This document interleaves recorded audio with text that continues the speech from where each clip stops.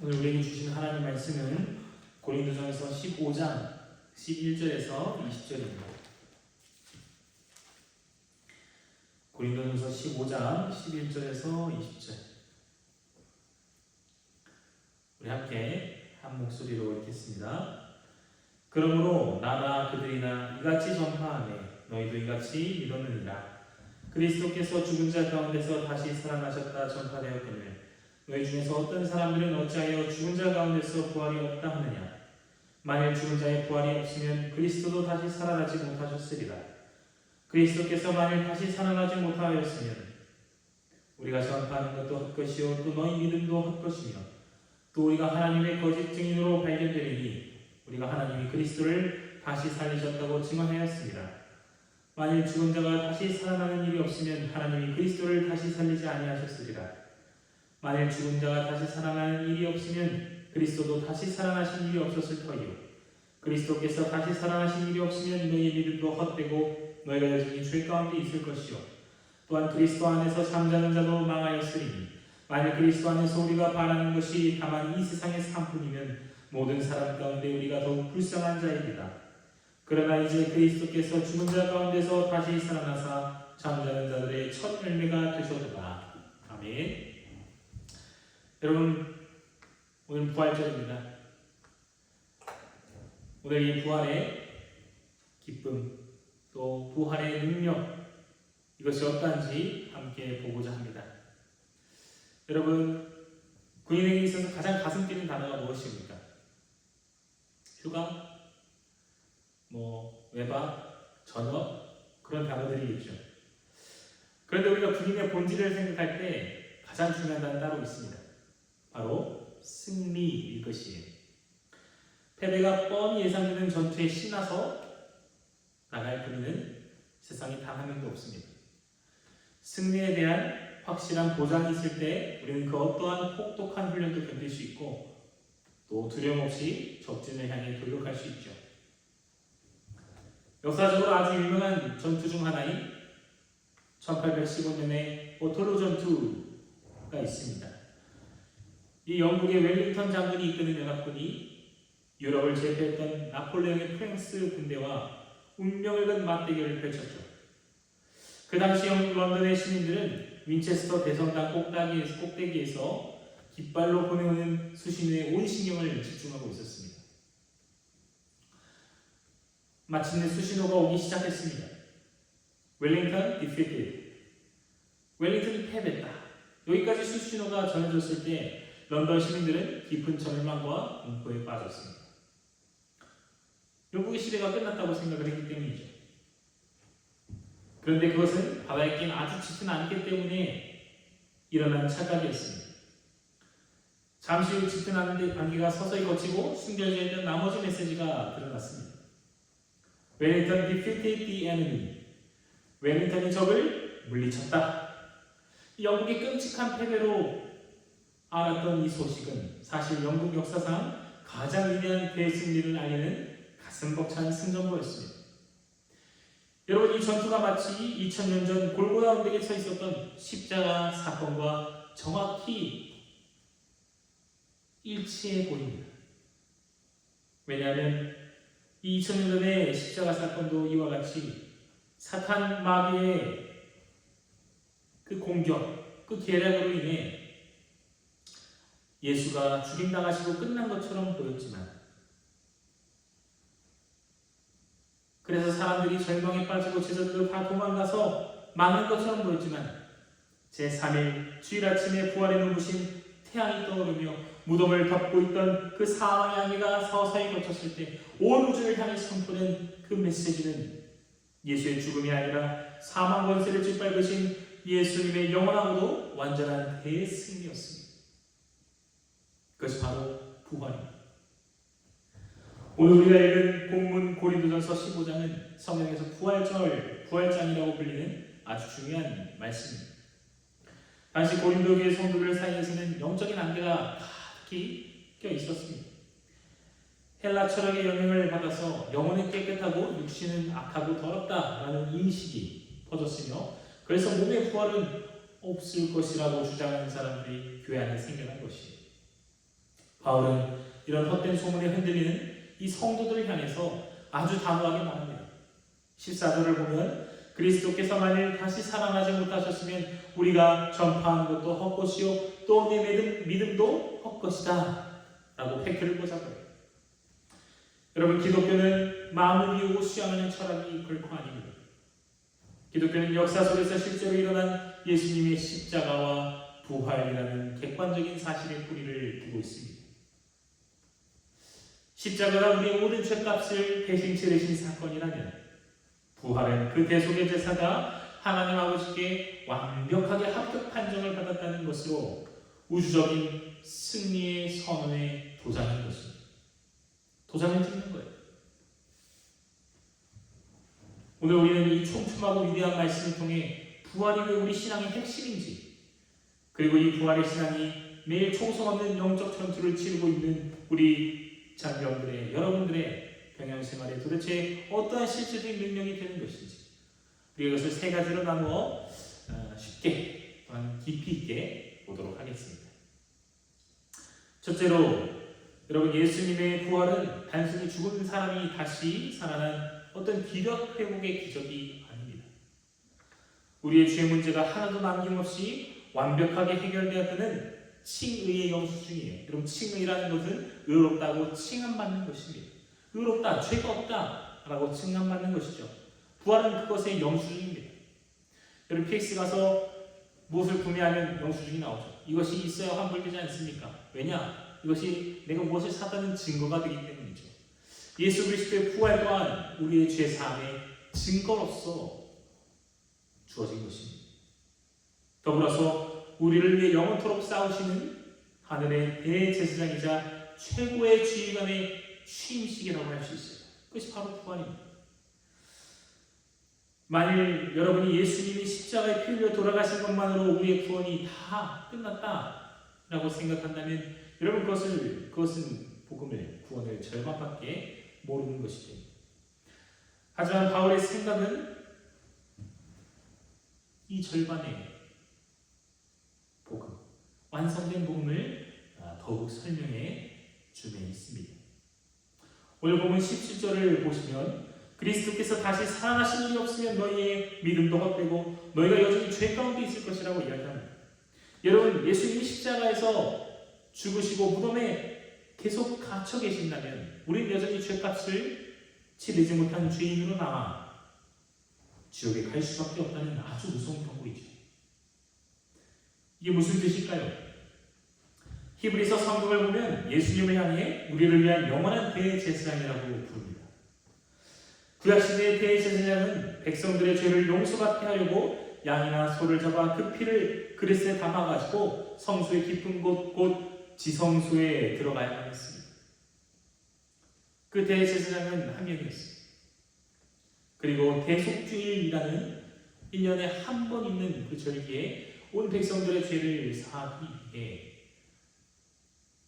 짐승의 피를 가지고 그 지성소 안에 들어갔다라고 하는 것입니다.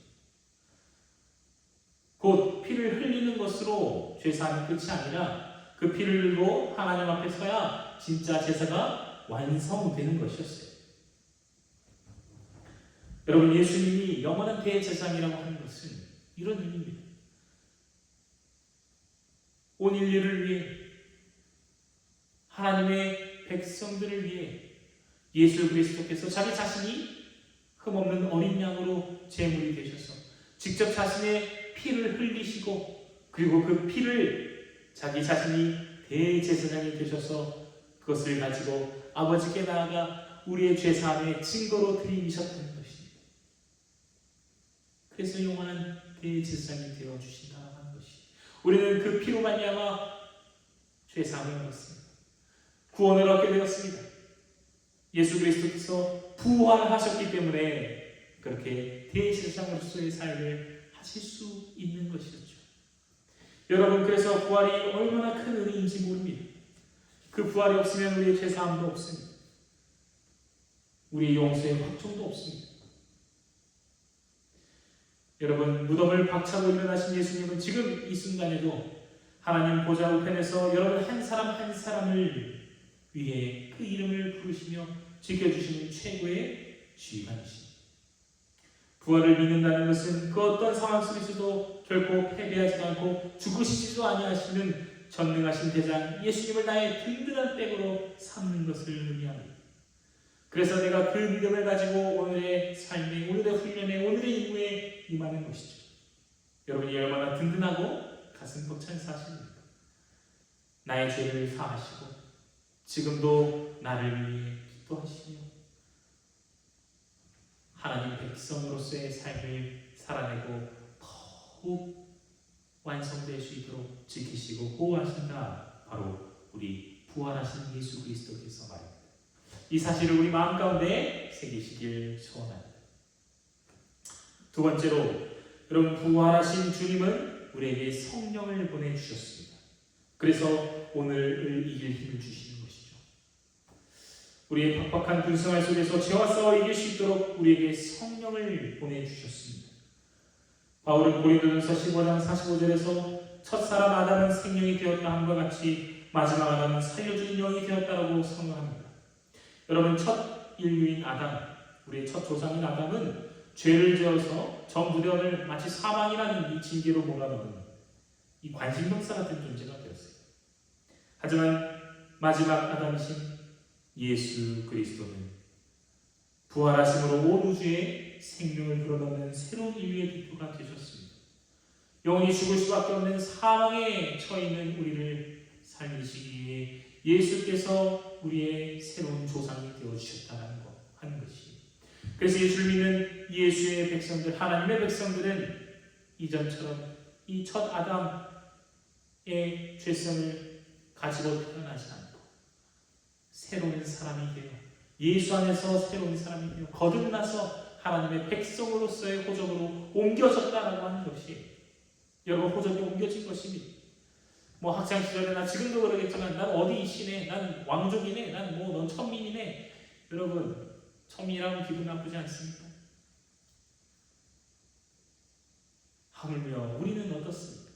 우리는 영원한 왕, 온 우주의 왕이신 예수 그리스도의 백성이자 자손이 된 것입니다. 이 사실을 알고 기쁨으로 나아가는 여러분 되기를 소원합니다. 그 자들에게 예수님은 부활하셔서 성령을 보내셨습니다. 성령이 있는 자들은 하나님의 백성으로 살아가며 죄와 싸워 이길 수 있습니다. 성령이 함께 계시기 때문에 그렇게 살아낼 수 있는 것이에요. 예수님이 부활하신 후에 두려움에 떨며 마가다락방에 문을 걸어 잠그고 숨어있던 제자들을 찾아가셨습니다. 그리고 그들에게 성령을 받으라고 말씀하셨죠. 여러분, 성령은 지금 우리의 삶 가운데 구원의 능력을 작동하게 만드는 아주 강력한 영적 엔진을 할 수 있습니다. 그분은 인격적이시며 우리를 이끌어 가십니다. 우리가 죄와 싸워 승리할 수 있도록 우리를 복돋아 주시며 우리를 이끄시며 우리와 함께 하시는 분이십니다.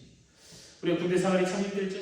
육체적인 피로도 크고 뭐 통제된 이 군생활 속에서 외로움도 느끼고 저녁 후에 어떻게 내 진로를 정해야 할지에 대한 어떤 막연한 두려움들도 있고 선임의 부당한 질책이나 뭐 후임의 실수로 폭발할 것 같은 분노들이 있습니다. 또한 스마트폰을 보면은 뭐 불쑥불쑥 찾아오는 이대면의 전화, 더불어서 죄의 유혹들, 수많은 적들과 어린 매일같이 영적인 전투를 싸워야 합니다. 착하게 살아야지, 화내지 말아야지, 죄짓지 말아야지, 아무리 내 의지를 가져가도 여러분 작심삼일이죠. 여러분, 율법적인 그런 결심만으로는 절대 죄를 이길 수가 없습니다. 사도 바울 역시 이 한계에 부딪혀서 오호라 나는 공고한 사람이로다 라고 절망했어요. 내가 예수를 믿고 하나님의 백성다운 삶을 살아야 되는데 내 의지로는 힘으로는 안 된다는 것이죠. 그랬더니 그가 곧바로 부활의 능력을 깨닫고 로마서 8장에서 이렇게 고백합니다. 생명의 성령의 법이 죄와 사망의 법에서 너를 해방하였다 라고 환호성을 치릅니다. 환호성을 질러요. 성령이 함께 하시기 때문에 이길 수 있다는 것입니다. 그 믿음과 그 신앙을 가지고 이 땅 가운데서 경건한 하나님의 백성으로 살아갈 수 있게 됐다는 것이죠. 여러분, 부활신앙은 그저 머리로만 아는 지식이 아닙니다. 지금 살아서 역사하시는 예수님의 영이신 곧 성령님이 나와 함께 하시고 동행하시는 굳게 있는 것이 그게 진짜 부활의 신앙입니다. 내 힘으로 싸우려 하지 마십시오. 이미 사망의 권세를 깨뜨리고 대승리를 하신 우리 예수께서 파송하신 그 성령을 의지하시기 바랍니다. 그래서 여러분 부활하신 예수님의 이름을 부르며 성령의 도우심을 매일같이 구하십시오. 부활의 생명이 여러분 안에 두려움과 혈기와 모든 불안을 삼켜버리고 여러분을 진정한 하늘의 강한 용사로 빚어내실 것입니다. 마지막으로 부활은 우리가 장차 받을 새로운 몸과 보상을 확실히 보장합니다. 보증수표. 주님의 부활은 이 땅에서 여러분이 주님을 위해 흘린 눈물과 땀방울이 결코 헛되지 않음을 증명하며 장차 우리가 있게 될 전혀 새로운 차원의 영광스러운 몸을 보장하는 첫 열매입니다. 우리 19절을 함께 보겠습니다. 만일 그리스도 안에서 우리가 바라는 것이 다만 이 세상의 삶뿐이면 모든 사람 가운데 우리가 더욱 불쌍한 자이리라. 군대에서 남들 쉴 때 작업하고 남들 요령 피울 때 정직하게 근무서고 주일날 쉬고 싶은데 억지로 눈 비비고 일어나 교회 나와 지금 봉사하는 것 아닙니까? 예배드리는 것 아닙니까?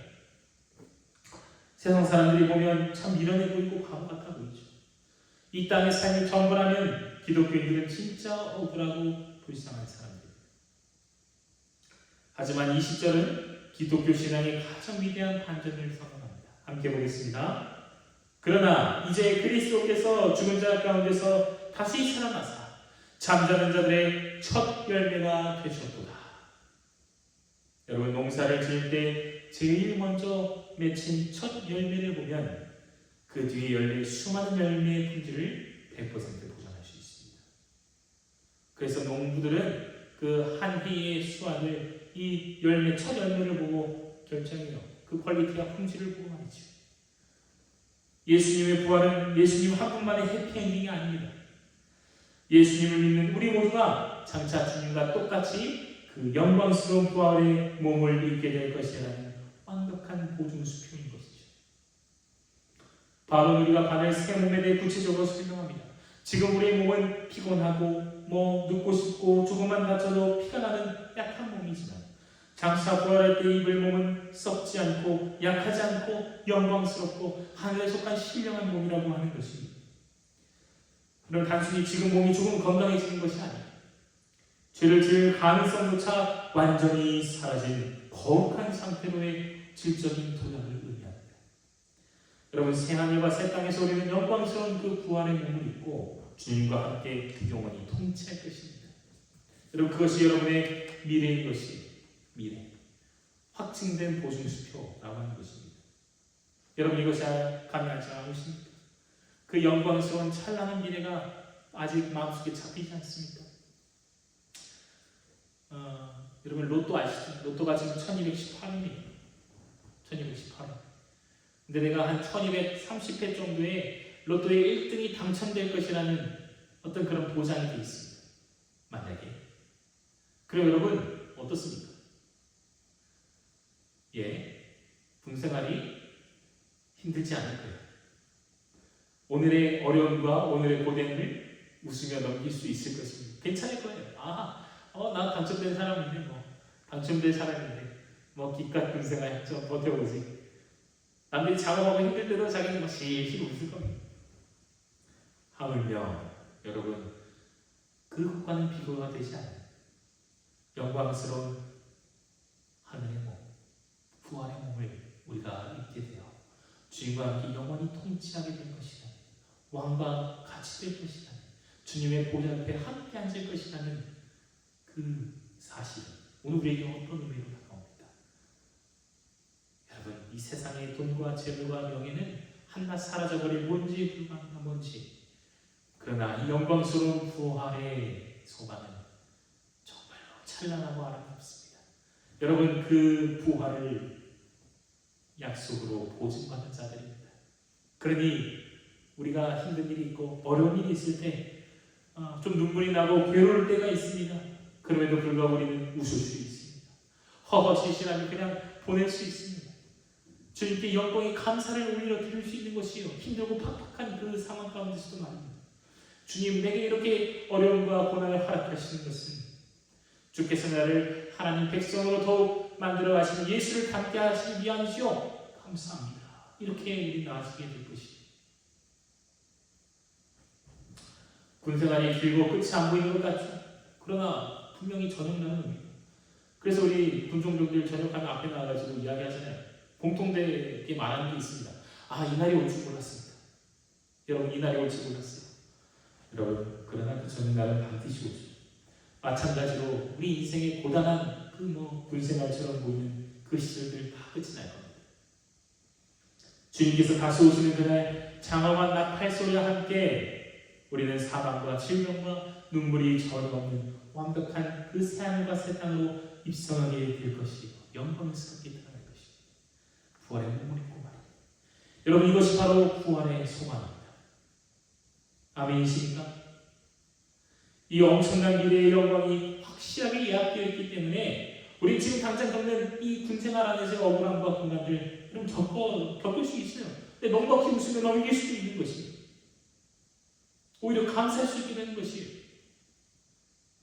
주님께로 한 발짝 더 나아갔으며 주님과 더욱 닮아가는 그 이름을 알아서 그 영광스러운 주님께 감사할 수 있는 것입니다. 여러분, 말씀 맺겠습니다. 부활에 대해 이토록 길고 강력하게 설교한 바울은 마지막 58절에서 이렇게 폭탄 같은 권면을 던집니다. 그러므로 내 사랑하는 형제들아, 견실하며 흔들리지 말고 항상 주의 일에 더욱 힘쓰는 자들이 되라. 이는 너희 수고가 주 안에서 헛되지 않은 줄 알리라. 아멘. 사랑하는 여러분, 군생활 하다 보면 세상의 한계, 현실의 한계가 우리 눈을 가릴 때가 많습니다. 교회를 다니는 것이 바보 같아 보이고 내 기도는 응답되지 않는 것 같아 흔들릴 때가 있습니다. 그러나 절대로 속지 마시고 흔들리지 마십시오. 예수 그리스도의 부활은 2000년 전의 신화가 아니라 지금 여러분의 모든 죄값을 영원히 씌워버린 강력한 사실입니다. 무능한 내 의지 대신 성령의 폭발적인 능력을 공급해주는 파이프라인이고 장차 우리가 받게 될 썩지 않을 영광스러운 몸과 천국의 유업을 확정지은 보존수표입니다. 이 부활의 주님이 지금 전능하신 대제사장이 되셔서 여러분을 지키고 계십니다. 그러니 매일 아침 전투하여 끈을 졸라매며 나를 죽음에서 건지신 부활의 주님을 묵상하시기 바랍니다. 그날은 반드시 옵니다. 여러분이 이 땅 가운데서, 이 삶 가운데서, 이 군생활 가운데서 흘린 모든 믿음을 지키기 위해 흘리는 그 수고들, 남모를 수고들 하나님은 다 기억하십니다. 1mm도 헛되게 하지 않으십니다. 그리스도의 부활이 흔들릴 수 없는 역사적 사실이듯이 여러분을 향한 하나님의 영광스러운 상급 또한 100% 확실한 빅팀입니다. 여러분, 이 놀라운 부활의 확신 속에서 죄와 마귀 유혹을 향해 단단히 승리를 선포하며 매일매일 전진하는 하나님의 귀한 백성들, 부활의 몸을 입게 될 영광스러운 하나님의 자녀들 되시기를 축원합니다. 아멘. 함께 기도합니다. 하나님, 부활주의를 맞이해서 오늘 주님의 부활을 상고해 보았습니다. 주님, 부활이 오늘 우리에게 주는 놀라운 의미와 그 유익이, 그 능력이 얼마나 뛰어난지 말로 다 할 수 없이 아름다운 것이지 않게 되었사오니 매일 부활의 소망 가운데 살아가는 하나님의 군사를 행하여 주시옵소서. 부활의 기쁨을 전하며 부활의 기쁨으로 내 삶을 가득 채우게 하여 주시옵소서. 예수님 이름으로 기도합니다. 아멘.